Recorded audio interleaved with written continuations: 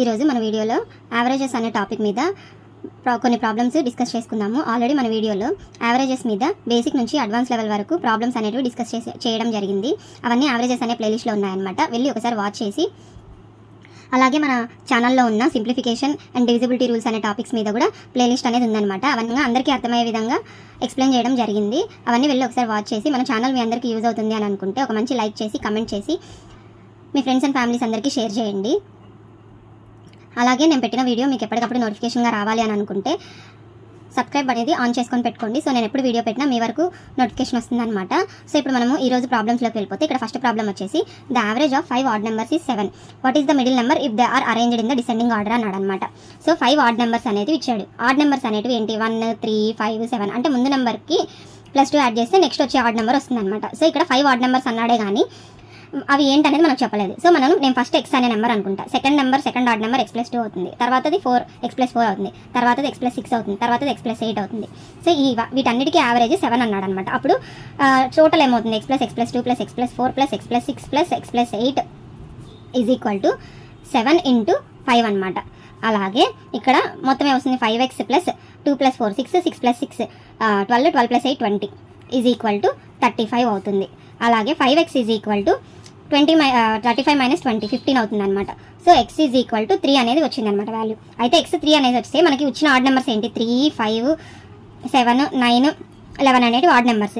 So ఇవి ascending ఆర్డర్లో ఉన్నాయి. డిసెండింగ్ ఆర్డర్లో ఇలా ఇటు పక్క నుంచి రాస్తాం. అయితే మిడిల్ నెంబర్ వచ్చేసి మనకి ఆన్సర్ అనేది 7 వస్తుంది అనమాట. సో ఆన్సర్ అనేది మిడిల్ నెంబర్ 7 అనేది వస్తుంది అనమాట ఇక్కడ.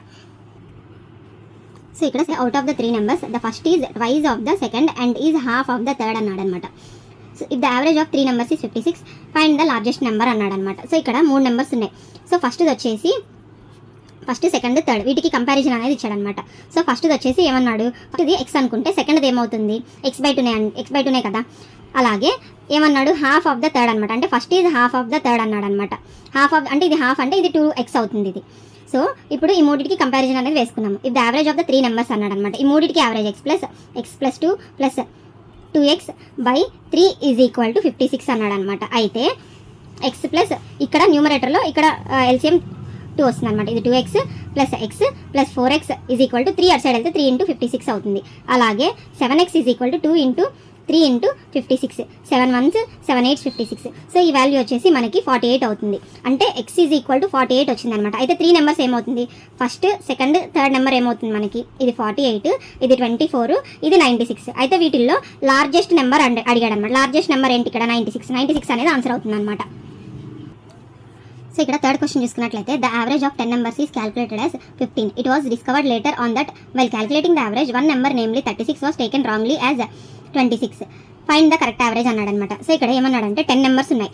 సో 10 నెంబర్స్కి యావరేజ్ 15 అన్నప్పుడు టోటల్ సమ్ ఆఫ్ 10 నెంబర్స్ ఏమవుతుంది? 10 × 15 కదా. సో ఇది 150 అవుతుంది అనమాట ఆన్సర్. సో అలాగే ఇక్కడ ఏం చెప్పాడు?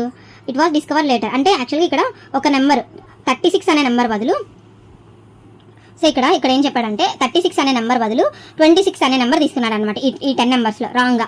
అప్పుడు యావరేజ్ 15 అనేది వచ్చింది. అయితే కరెక్ట్ యావరేజ్ కావాలన్నమాట. అంటే ఈ 10 నెంబర్స్లో 36 బదులు 26 ఉంది అనమాట. మిగతా 9 numbers same. 9 numbers sum plus 26 అనే number is equal to 150. So total of 9 numbers is equal to 150 - 26 అనమాట. ఇది వచ్చేసి 124 అవుతుంది.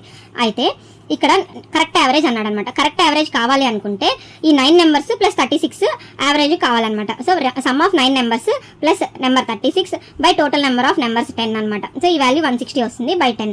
సో ఆన్సర్ అనేది 16 వస్తుంది అనమాట కరెక్ట్ యావరేజ్ ఇక్కడ.